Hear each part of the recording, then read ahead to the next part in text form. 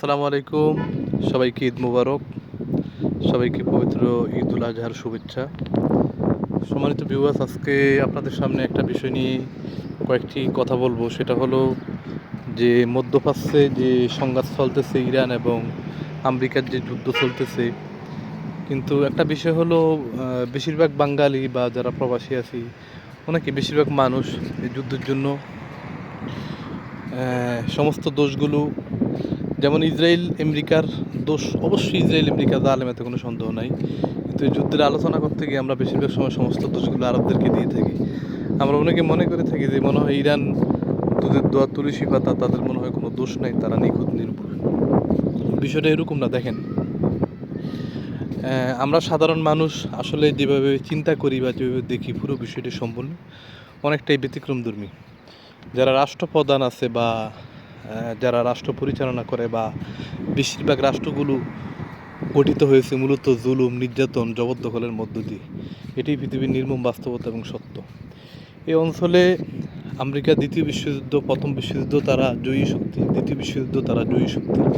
দ্বিতীয় বিশ্বযুদ্ধের পরে তারা অত্যন্ত প্রভাবশালী এবং এতটাই পাওয়ারফুল যে তাদের বিপক্ষে পৃথিবীর বেশিরভাগ দেশের দাঁড়ানোই তাদের বিপক্ষে আসলে সম্ভব হয় না। দেখেন, জাপানের হিরোশিমা নাগাসাকিতে এত বড় পারমাণবিক বোমা হামলা করা হলো, কতগুলো মানুষকে সেখানে হত্যা করা হলো, কিন্তু তারপরেও সেখানে জাপান তাদের সাথে বন্ধুত্ব করতে বাধ্য হলো, আত্মসমর্পণ করলো। ভিয়েতনাম লক্ষ লক্ষ মানুষ হত্যা করার পরও তারপরও আমেরিকাকে তারা ছেড়ে চলতে পারেনি।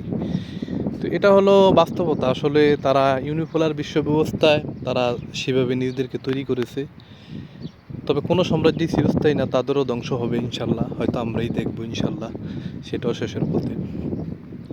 তো দেখুন, এই অঞ্চলে মূলত প্রতিটা গ্রুপ নিজেদের আধিপত্য বিস্তারের জন্য তারা সংগ্রাম করেছে। ইরান তাদের যে শিয়া মতাদর্শ সেটাকে আরব বিশ্বের অন্যান্য জায়গায় ছড়িয়ে দিতে চায়। আরবরা চায় তাদের মতাদর্শ, তাদের প্রভাব বিস্তার ধরে রাখতে।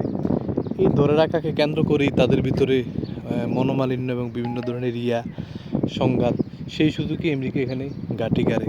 আপনারা সবাই ইরাকের সাদ্দাম হোসেন কর্তৃক কুয়েত দখল, তারপরে ইরানের বিভিন্ন প্রক্সি ওয়ার, এগুলো সম্পর্কে মোটামুটি অনেকেই জানেন। হামাস, হেজবুল্লাহ, হুতি, এগুলো সম্পর্কে অনেক ধারণা আছে। ইরান চাই এই গ্রুপগুলোর মাধ্যমে মধ্যপ্রাচ্যে তাদের প্রভাব বিস্তার করতে, আরবরা চায় প্রভাব বিস্তার করতে। প্রত্যেকে তার নিজস্ব স্বার্থের জন্য আমেরিকাকে ডেকে আনছে। আমেরিকা যখন দরকার হয়েছে ইরানকে বন্ধু বানিয়েছে। এই অঞ্চলে সবার আগে ইসরায়েলকে স্বীকৃতি দিয়েছে আরবদের ভিতরে ইরান, এবং একসময় আমেরিকার সাথে ইরানের খুব ভালো সম্পর্কও ছিল। তো এখন আবার শত্রুতামি, আবার আরবরা, সৌদি আরব একসময় 1935 সালের আগে সৌদি আরব একটা হতদরিদ্র দেশ ছিল। তাদের এখানে তেলের খনি ছিল, কিন্তু তাদের কাছে সেই ধরনের প্রযুক্তি, জনবল কিছুই ছিল না। আমেরিকার সাহায্যে এই তেলের খনিগুলো তারা উত্তোলন করে এবং পরবর্তীতে পেট্রো-ডলার চুক্তি হয়, ডলার শক্তিশালী হয়, সৌদি আরব এর দ্বারা লাভবান হয়। আজকে আরব বিশ্বের এই দেশগুলো ধনী। তো তাদের এই সম্পর্ক যুগ যুগ ধরে চলে আসছে। তো এখন ইরান যখন প্রয়োজন ছিল তখন সম্পর্ক রেখেছে, এখন প্রয়োজন নেই, এখন রাখে না।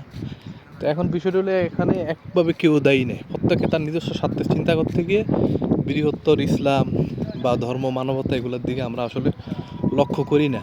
আর যখন বিপদ আসে তখন আসলে বিষয়টা আমরা বুঝতে পারি। তো এখন ইসরায়েল আমেরিকা যে কাজটা করতেছে এটা অবশ্যই নিন্দনীয় অপরাধ। আমরা এর তীব্র নিন্দা জানাই এবং এর প্রতিবাদ জানাই।